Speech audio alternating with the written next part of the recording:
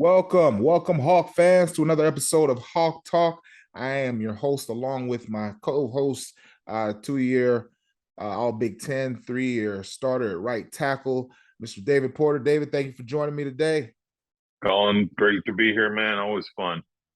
Absolutely, man. It's always a great opportunity. I can't necessarily say fun. It's always a great opportunity to talk about Hawk football and what the Hawkeyes are going to do with what their season, with what they've done so far this season, as well as the games that they've gone through and going up against. So this week, the Hawks get to travel to Columbus, Ohio, to take on those Ohio State Buckeyes up at the Horseshoe. So it's going to be a bit of a challenge, David. We work to stay impartial. We work to stay neutral. We work to stay positive. We work to be, really good with just speaking on how, how this games will work out. So this week is no different. But before I jump into that, because I want to make sure I said it, I am here wearing this LA Dodgers hat. David was asking me about, hey man, you're a Dodgers fan? I said, David, I'm only a fan of fashions, buddy. I'm not a baseball fan at all. I know they're in the world, they're in the playoffs, heading up to the World Series, but not really catching any of that. But I'm all about, I love the blue. And like I said a while ago, man, shout out to our boy Razor Ramon out there in LA. I know he's a huge Dodger fan, so I'm sure he's keeping up with all the ins and outs of what those teams are going through right now. But yeah, let's get back to football. Dude, prisoner of fashion. You're a prisoner of fashion. That's a thing for you. Okay. I'm going to jump into this game, man. CJ Stroud, the Heisman Trophy candidate, only needs 145 yards passing to be amongst Ohio State's top 5 all-time passers. He currently has 7,172 yards and 68 touchdowns in only 18 career starts. So he's a sophomore, and he is close to being amongst Ohio State's top 5 ranking all time in passing yards. Marvin Harrison Jr. is the first Buckeye to have 3 games with 3 receiving touchdowns in school history. He's become a weapon for that Buckeye offense. Ohio State and Georgia are the only two schools in college football currently that are ranked top 5 in total offense and total defense. Buckeyes are second offense with 543.7 yards and fifth defensively with 253.5 yards. The Buckeyes are number 1 in the nation with the fewest tackles for loss allowed at 19, tied with the University of Tennessee at number 1 overall, though, in combined tackles for loss and sacks allowed. Saturday's game will be the 66th meeting between these programs, which started 100 years ago with a Hawkeye win 12-9. However, since then, the Buckeyes have gone on to lead the series 46-15-3. The Buckeyes are 39-1 all-time against the Hawks at Ohio Stadium with 7 consecutive wins. As we know, the Hawks have dropped 2 straight to Michigan and Illinois, respectively. Hawkeye defense is only allowing an average of 9.6 points per game, which ranks them 3rd nationally, and have only allowed 5 touchdowns in 6 games. The Hawks average 110.6 yards per game on the ground, allowing only 2 scores this year. Through the air, though, the Hawkeye secondary is averaging only 154 yards per game and has twice as many interceptions, 6 as passing touchdowns, given up with 3. Finally, Ohio State has a winning streak against 11 of the 13 Big Ten teams. The only 2 teams they don't have a winning streak against, David, Michigan and Iowa. So heading into the Horseshoe this weekend, we know the numbers. Their numbers are not, the stat. We can't really manipulate the stats, man. It is what it is. I mean, CJ Stroud is the Heisman Trophy. He's in the conversation for a reason. The young man has 1,737 total passing yards. He's gone 113 for 160. Let me repeat that again. He has completed 113 of his 160 passes for a total of 1,737 yards, 24 touchdowns compared to only 3 interceptions. He's only been sacked 4 times for a loss of 12 yards total. Like,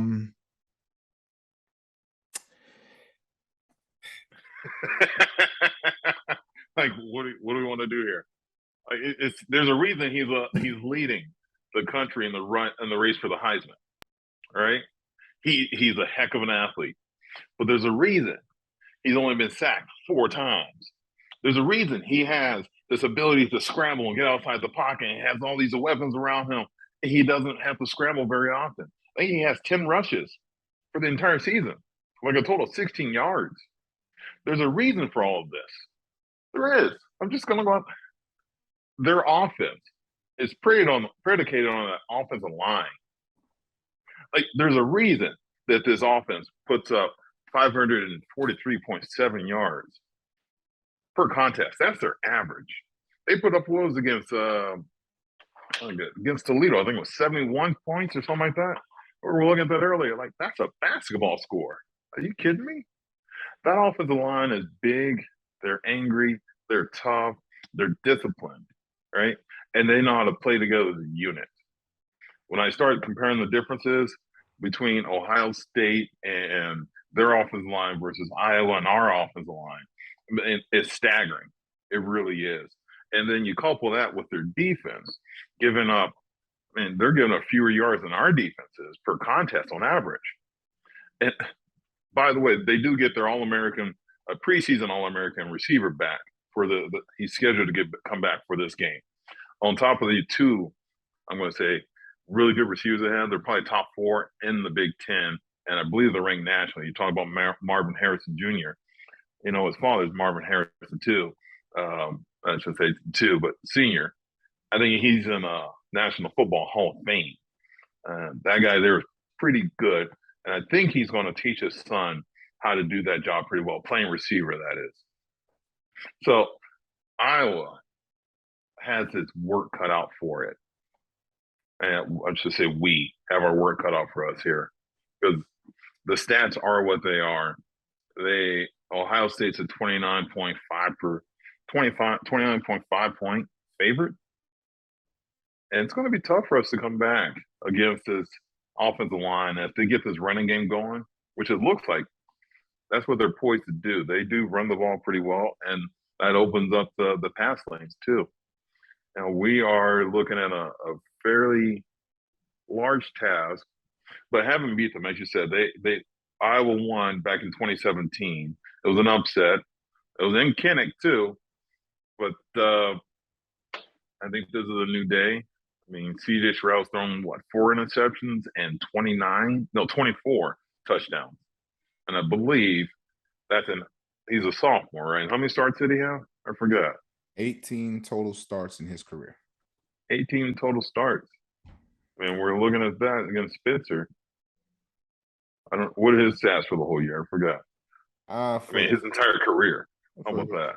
His career, well, I know that Spencer's thrown 23 touchdowns throughout his 3 years as starter for the Hawks. Currently, he has 940 passing yards, 2 touchdowns, and 3 interceptions, compared to your guy, Mr. Stroud, who has 1,737 total passing yards, 24 touchdowns, and only 3. So they both have thrown 3 interceptions. This looks like, but yeah, and that's so far this year, right? That's so far this year, yeah. Oh wow. Okay. So that they share that, but the thing about it though is Ohio State has definitely had the plethora of playmakers throughout the season. They didn't start out the season with having some of their playmakers on the sidelines due to injuries. They have employed a tremendous two-headed monster at running back. Between Mayan Williams, who's rushed 64 times for 497 yards and 8 touchdowns, it's not much of a drop-off when Travion Henderson jumps in the game, because he's had more carries at 69 carries for almost as many yards, 436, but half as many touchdowns at 4. But they have a stable. They also have Daylon Hayden, who comes in and gets some reps as well. He's got to score as well. You already mentioned Marvin Harrison. Emeka Egbuka is their leading receiver with 35 catches and 655 yards. But Harrison, like I mentioned, man, he's got 3 games one of the only guys. Well, no, he's the only guy in Ohio State history that has had 3 games in a season with 3 receiving touchdowns. So he's poised to come into this game this weekend and continue to build on that. Next in line is Julian Fleming. He has 15 carries for 222 yards, and he's got 5 touchdowns. And then their tight end, Cade Stover, rounds out their receiving core. So they employ a lot of guys that have made some real hay in their season so far. They've received the ball for close to 1,900 total yards. So it's this is going to probably be an even more high potent offense than what the Hawks faced against Michigan, and we know what happened in that game because they were able to put the game plan together and do what they wanted to do, but more so impose their will kind of close to the end of the game. I look at this game. I look at this Ohio State team, this Ohio State offense specifically, and I see a lot of similarities in that game in what the Hawks faced in that Michigan game. What will it take to slow down this rushing attack, slow down this team to pull the upset, especially when we talk about the Hawks defense going against this Ohio State offense? I'm looking at angles. All right, we need to start doing some games, some better hands with our defensive line. Get off the block. All right, actually shoot the hands and shed your blocker. That would be great for our defensive line. That'll you toss that offensive lineman. If you get him down, hope that that's the case.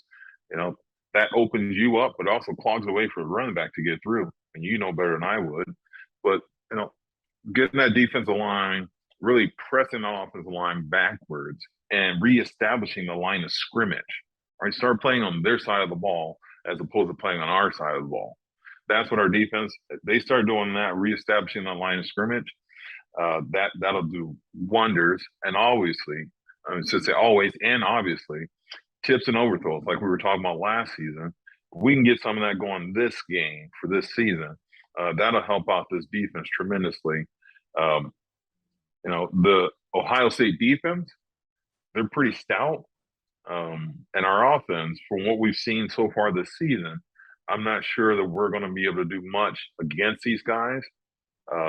So we're really going to need our defense to really step up, our special teams to do what they've done, and get these guys, maybe somehow get them off their square, off their mark, and make a play. All right, instead of saying, why me, why not me? All right, be the guy that makes the play. That's what we need. We need someone to spark something so that, momentum shifts. Because right now, everything is all in the favor of Ohio State. They are almost 90% favored to win this game, giving us 4%. And that defense out there for us, they've taken a lot of plays so far this season. And Riley Moss even said in his interview, those guys are big. He sees it going. They're very similar to Michigan. I'm with you. I think they're better than Michigan. And C.J. Stroud, having thrown only 3 interceptions for the season, he's very judicious with where he puts the ball. The offensive line, having only given up 4 sacks for the year, they're very stingy with how with sacks they're giving up pressures as well. And we haven't even seen what CJ can really do running the ball because that offensive line has just really been that good. So if we get some twists going, shoot, hand movements, heck, we saw the different rip a couple times used against our offensive line. We get that going against their offense. That'll help, I think, spark some things on for the Hawks. Yeah, they got to definitely lean on all of those things, man. They're going to need to. So, yeah. It's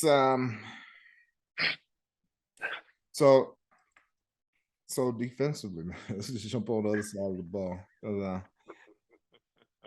No, there isn't much we can do here. Like, just the math is what the numbers are, what they are.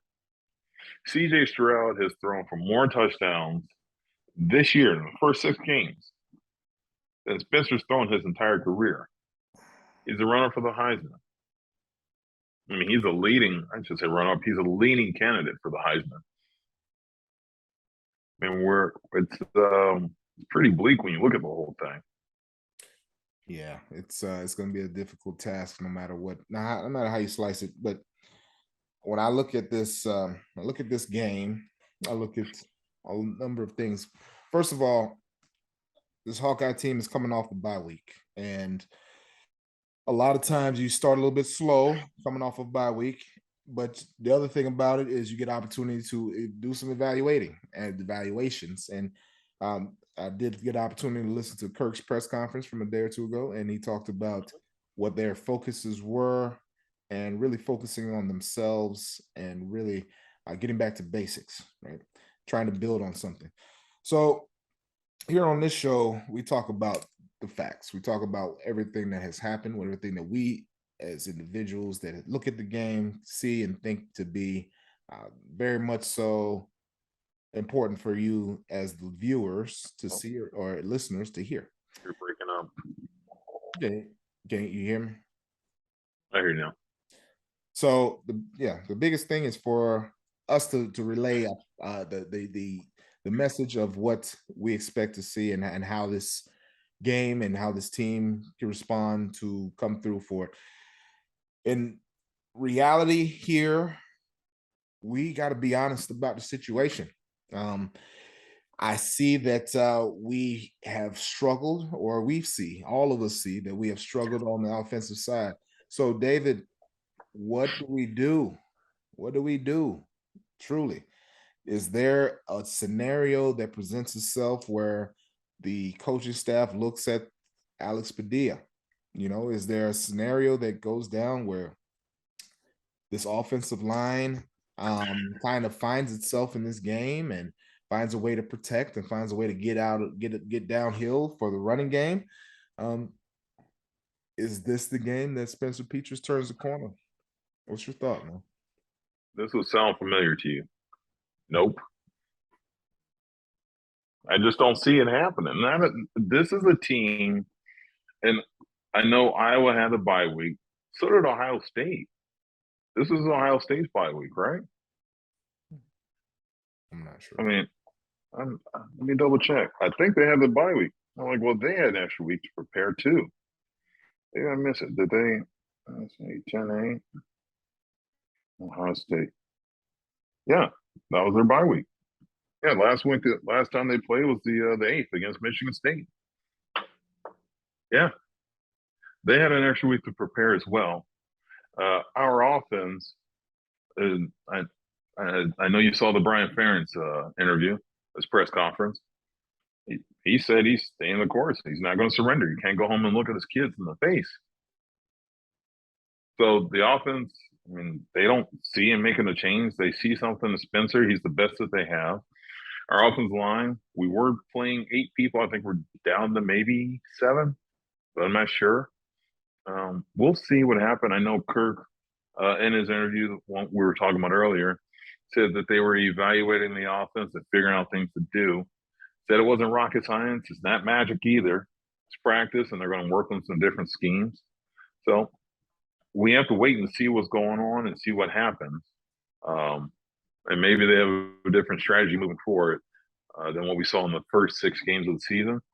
But the second 6 games coming up, I mean, they're not looking great either. They're not, really not. So coming off the offense, we all know what it is.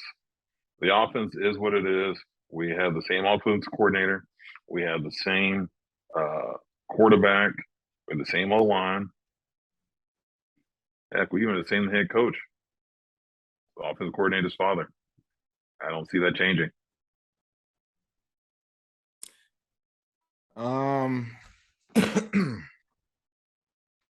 So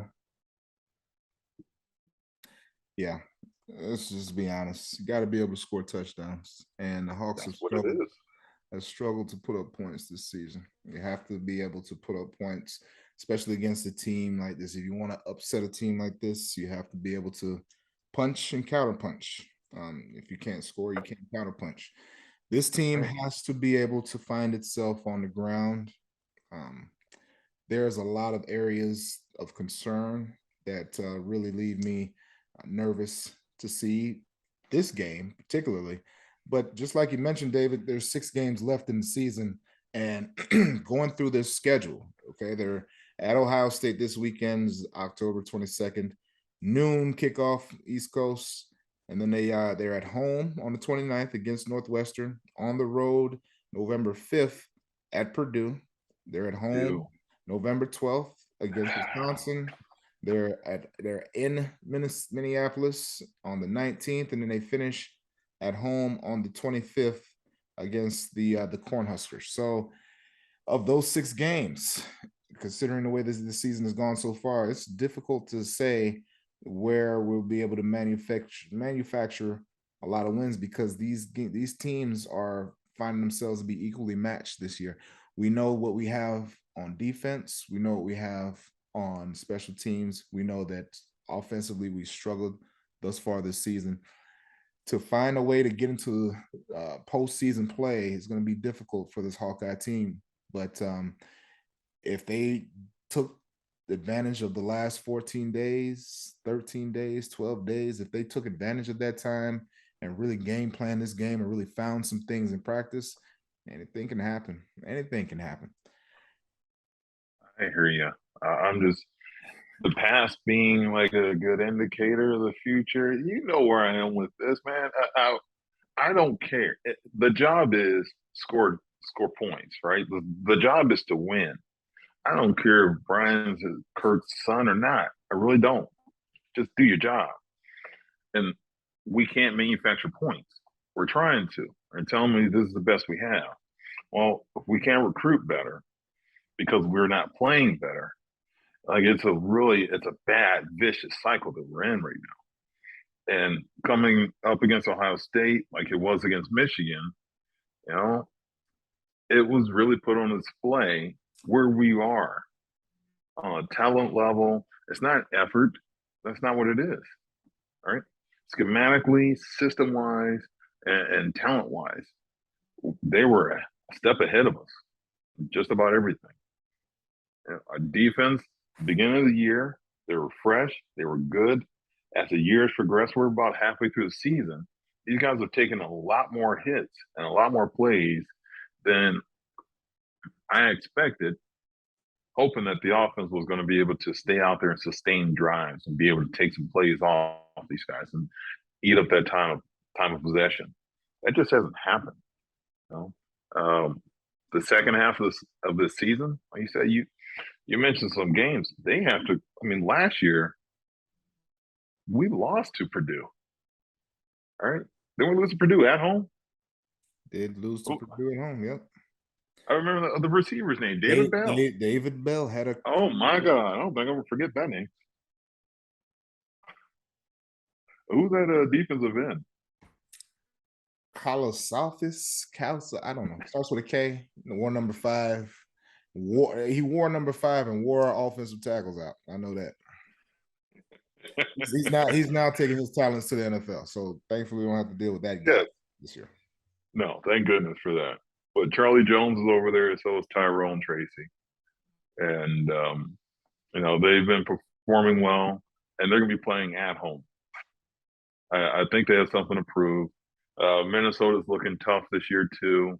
We know we got Ohio State, so God, I hope that we come out of that healthy, and that's the main thing. These kids, you know, we talk about it as they're just football players, they're student athletes, they're kids out there playing, and really want them to come out healthy, safe, and sound, but also not demoralized, able to proceed down this season. Yeah. There was 6 games left in the season. The Hawks have their full season ahead of them. You know, just got to find a way to find themselves out of the funk. We'll see what happens. Noon kickoff this weekend at the Horseshoe. We'll check it out. Check it out with us. I'm Colin Cole. This has been Hawk Talk from my man David Porter. Appreciate you guys for joining us. God bless and go Hawks. Go Hawks.